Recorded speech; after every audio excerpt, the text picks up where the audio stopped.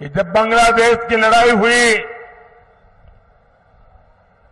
90,000 से ज्यादा पाकिस्तान के सैनिक सरेंडर कर चुके थे। 90,000 से ज्यादा पाकिस्तानी सैनिक हमारे कब्जे में थे। हुकुम का पत्ता हमारे हाथ में था। अगर उस समय मोदी होता।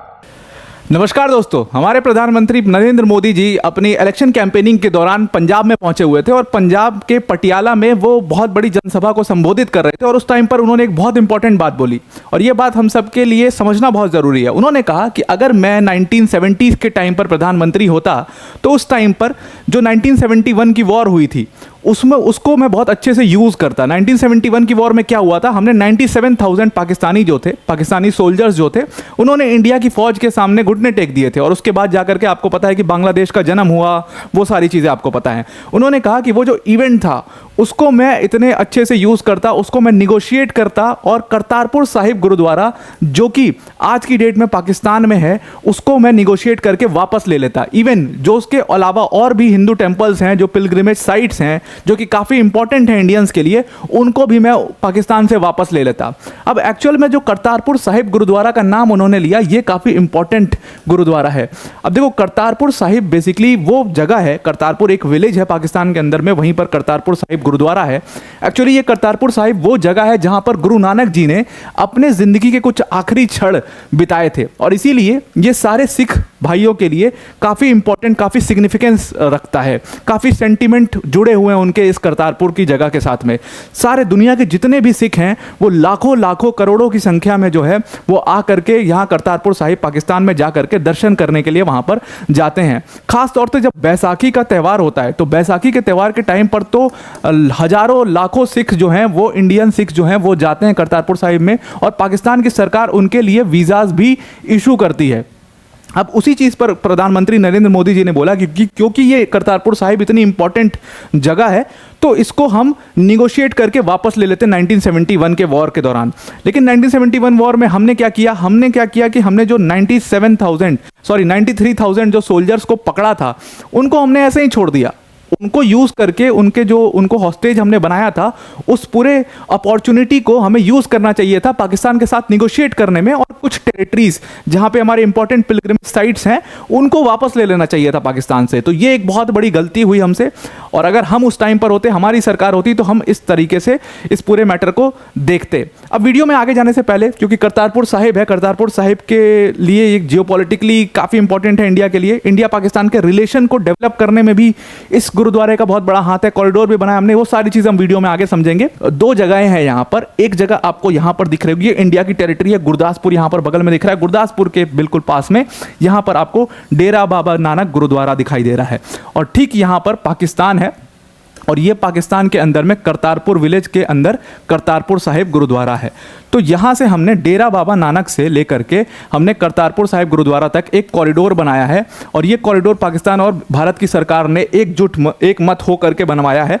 550th जो बर्थ एनिवर्सरी थी जब गुरु नानक देव जी की, तो उस टाइम पर ये कॉरिडोर को ऑपरेशनल किया गया। इस कॉरिडोर के ऊपर काम चल रहा था। अब now this corridor is very important for India Pakistan relations also.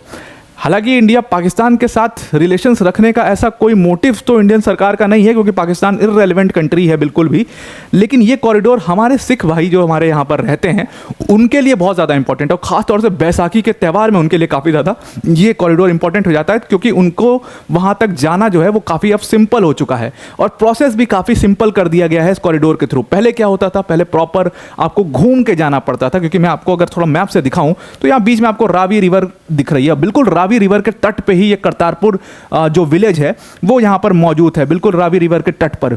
तो रावी रिवर के एक साइड पर करतारपुर है, दूसरे साइड पर ये डेरा बाबा नानक है और इसीलिए लोगों को घूम करके जाना पड़ता था। तो अब इस कॉरिडोर के थ्रू बहुत सिंपली वो बॉर्डर क्रॉस कर सकते हैं। पाकिस्तान की सरकार भी इस पूरे कॉरिडोर के ऊपर राज़ी हो गई, भारत की सरकार भी राज़ी हो गई।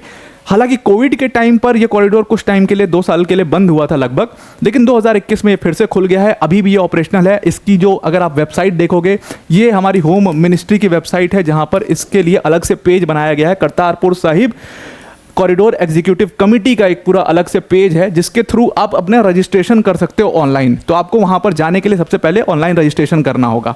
तो ये कॉरिडोर हमने इंडिया ने ऑपरेशनल करवाया है और ये जितना भी इस पे काम हुआ है वो भी इंडिया ने ही किया है। नाउ अब इसी कॉरिडोर मतलब इस कॉरिडोर की बात करें और करतारपुर साहिब गुरुद्वारा की बात करें तो प्राइम मिनिस्टर नरेंद्र मोदी इसी करतारपुर साहिब गुरुद्वारा को वापस लेने की बात कर रहे हैं।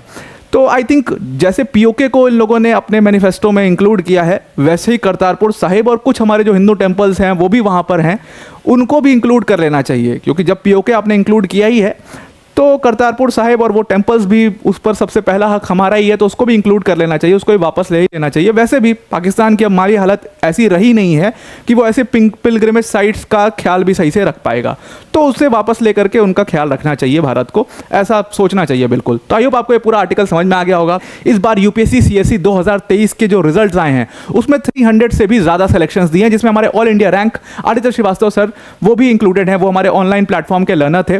तो जो हमारी ये सक्सेस है अनअकैडमी टीम की, उसको हम अकेले सेलिब्रेट नहीं करना चाहते, उनको हम अपनी वर्ल्ड अफेयर्स की ऑडियंस के साथ मिल करके सेलिब्रेट करना चाहते हैं। और इसीलिए हमने जो कोर्स फीस थी यूपीएससी सीएससी की 15 मंथ्स की, जो कि 1 लाख 1.5 लाख रुपए तक हुआ करती थी, उसमें बिगेस्ट एवर प्राइस ड्रॉप करके उस कोर्स फीस को सिर्फ और सिर्फ 29,999 का कर दिया है।